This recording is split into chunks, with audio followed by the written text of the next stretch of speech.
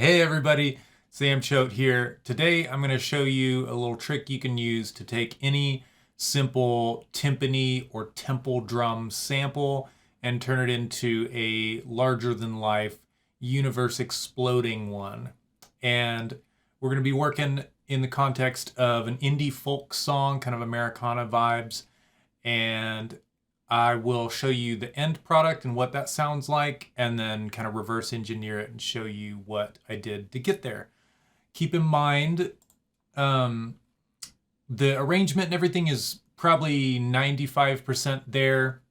The mix is still a work in progress, but I did, when I got this trick and figured it out, I was like, ooh, I got to show people that. So just keep in mind, it's a little rough around the edges, but it's getting close. So here's what we're working with.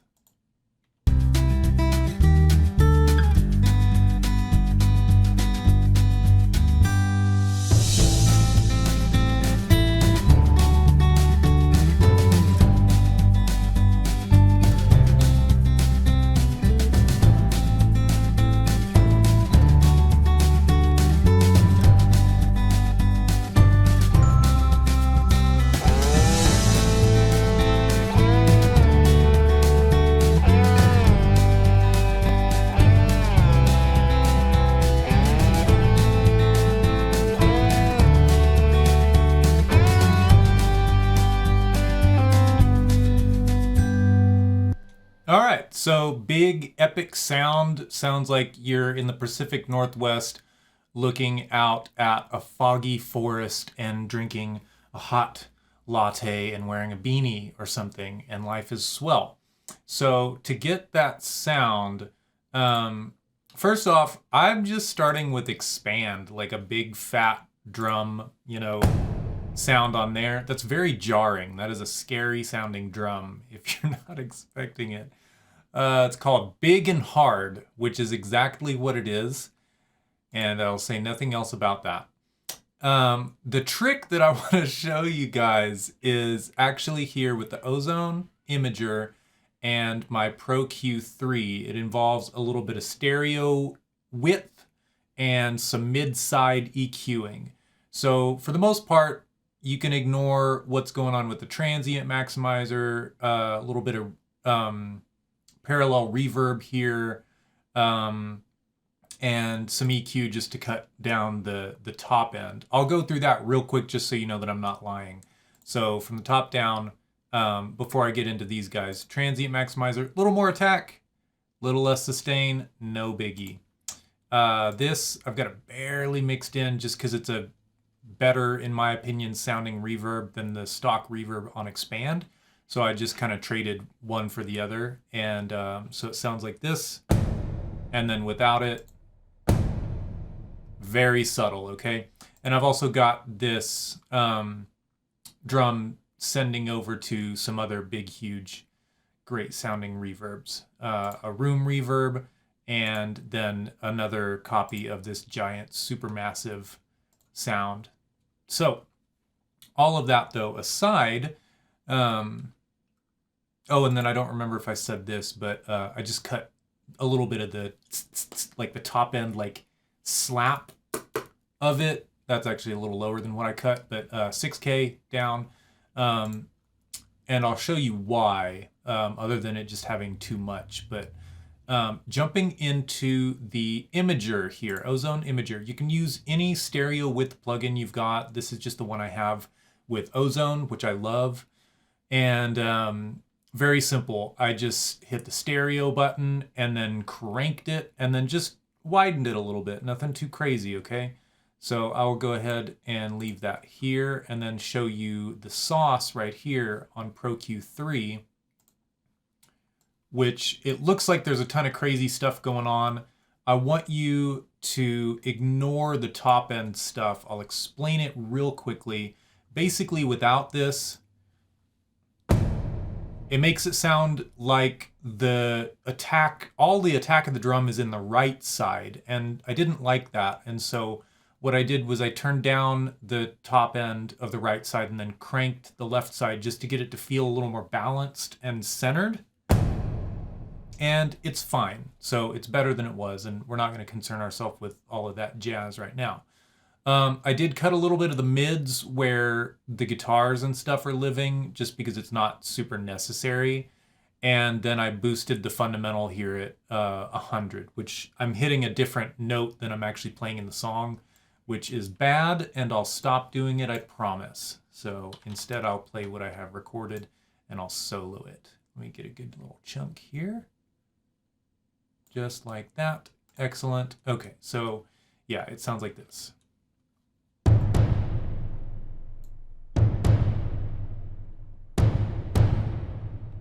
So you can see and also hear that that's kind of where the thunder of the drum is coming in. There's definitely a lot of rumble down here, and you can kind of mix that into taste. All right, cutting to the chase. The magic that I am doing, and I'll show you why it must be done this specific way, because that's really what's going on. This is a little mini tip here. I have selected I've created a band on the sides only and then scooped out the low end. Okay, so for me, that's about 180 and below. And so what I'm getting rid of is this. So all the low end, pretty much. I didn't want to go any higher than that because that's when you start getting into the tone of the drums, and I'm okay with that being wider. But what this does is it basically what's the word? Narrows. There we go. Narrows the low end down more into the mono field, more into the center, and preserves that just there in the middle channel, which I also have just a simple high pass, nothing crazy, just at 20, just so that I'm not getting any crazy stuff. And honestly, I could probably bring that up a little bit more, like probably even to 30, but for now I'm going to leave it alone. Because I'm pretty happy with the tone of this drum at this point in the mix. I may do some low end cleanup as I get ready to, to finalize the mix and then head into the mastering stage. So this is kind of a simple thing, just a little bit of boop on the low end where the fundamental is. And then, of course, like I said, scooping out the low end from the side channels. And I'll show you what it sounds like before and after. So here's before, currently. Okay, neat. And then here's without that.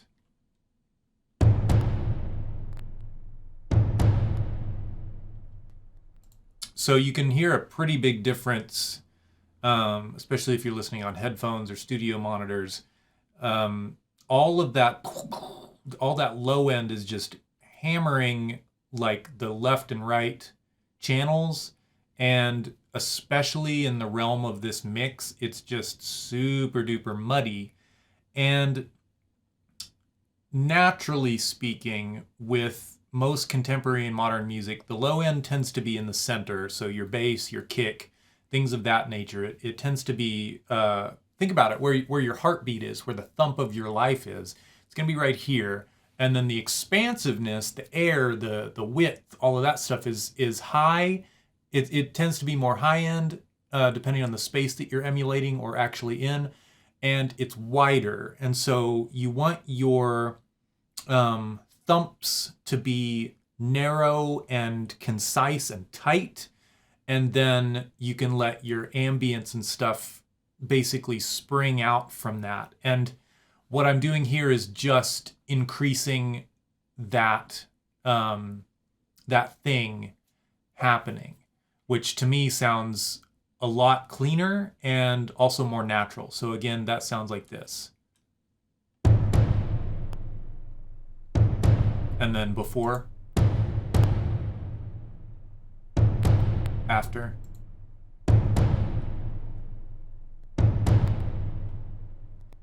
And the best part about this is we still get all of this stuff like sub 100 down to like 30 and lower than that, honestly. And like I said, as I continue mixing, I may filter this up to 30, 35 to keep that thunder and that really huge, massive sound, but just to clean up so that I'm not reaching peak before I want to.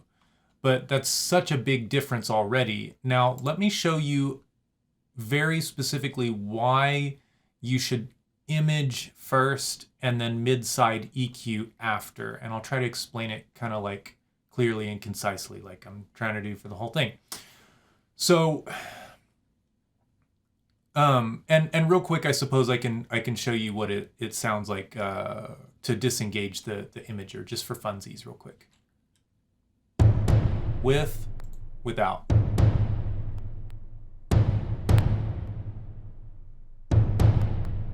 With, without. And I tell you what, I'm going to disengage these guys as well, these auxiliary reverbs. Okay. Now with the imaging.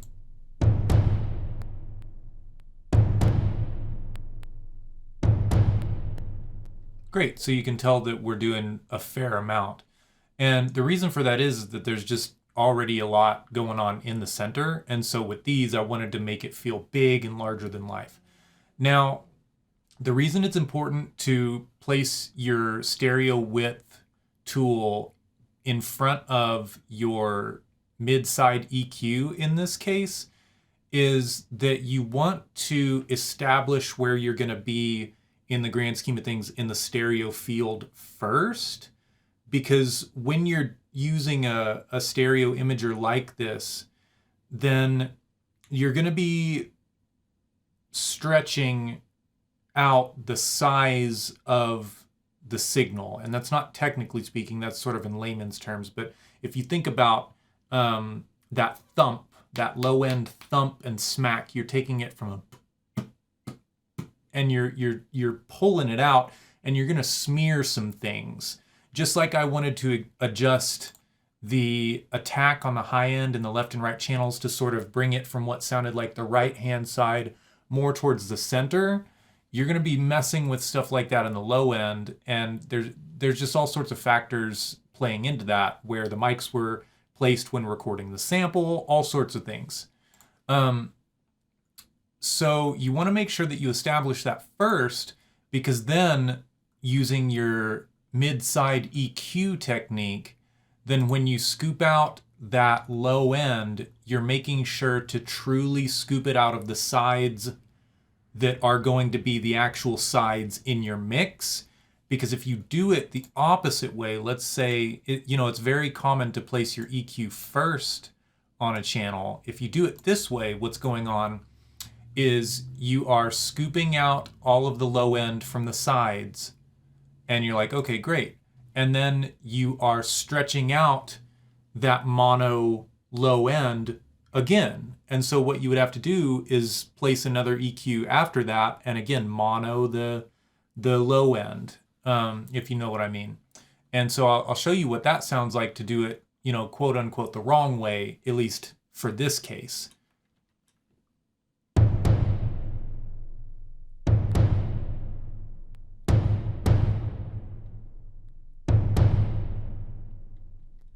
So you can hear that there's still a ton of low end in the sides, and it just sounds less focused. And I'll play it in the context of the mix real quick for you.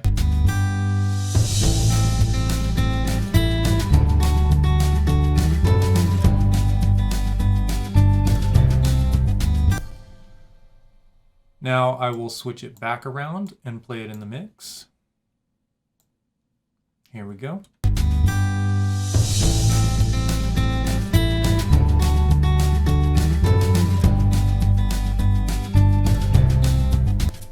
So immediately what you get is that low end focused in the middle, and then the sound of the room it was recorded in, and the decay of the instrument, and the attack out here where your ears and your brain can process it. And within the context of the mix, it's nice to have those little of the hits out here on the sides, because I can hear them. If they were in here, I've got a shaker, a snare, I've got the acoustic guitar all here, that all possess some of that, probably 10K that's happening.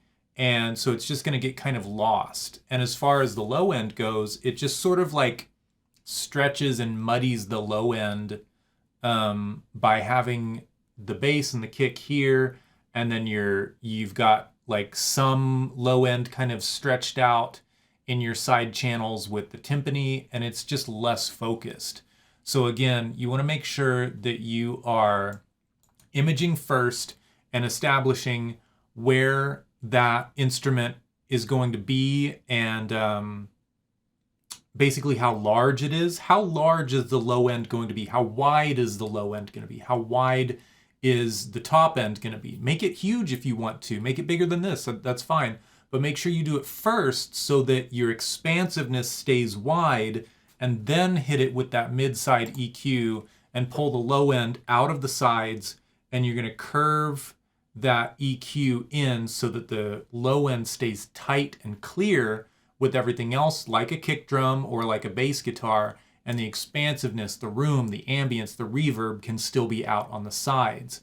Think about a kick drum as well. You don't like quadruple mic a kick drum. I mean, of course you do with a kick in, kick out, kick sub room mic, but the three of those mics that I mentioned, the kick in, kick out, kick sub, those are all mono straight down the middle. And then room mics sometimes are mono.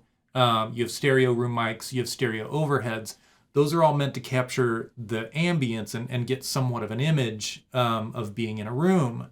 And those are stereo. So you want to make sure that your low end elements are centered and concise and tight and clear, and then let them reverberate in a big, huge auditorium. Just try not to, just like you wouldn't leave a bunch of like 50 hertz in a reverb channel, most likely, in a reverb plugin. In a mix like this, you don't want those things reverberating and decaying for a super long time in your side channels, just because it's going to muddy things up and take away from what feels like a band and a song happening in a space, and turns it into there's a planet-sized timpani drum all around me, and there just happens to be a band playing on top of the timpani drum, because that's a little bit strange. And for this song, it doesn't particularly work well. I don't ever like to make like huge generalizations and like damning statements, but I don't think that in most contemporary music that having a big wide low end is going to be a very good idea. And if I'm wrong, please let me know. If there's an interesting example of like, oh no, actually in this case it would be a good idea to do that, let me know. Let me know what you think. And I hope that this little trick helps you to focus your low end and create a big fat mix. And I look forward to seeing you in the next one. Thanks.